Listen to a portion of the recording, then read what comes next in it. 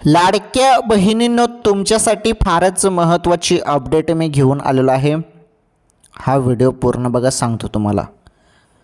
20वा हप्त्याची अपडेट आहे. तुम्ही सर्वजण 20वा हप्त्याची वाट बघतायत. आता महत्त्वाचं चर्चा सध्या चालू आहे. 3000 रुपये मिळणार अशी चर्चा तुम्ही बघत असाल, परंतु हे खरं आहे का? खरंच तुम्हाला 3000 रुपये मिळेल का?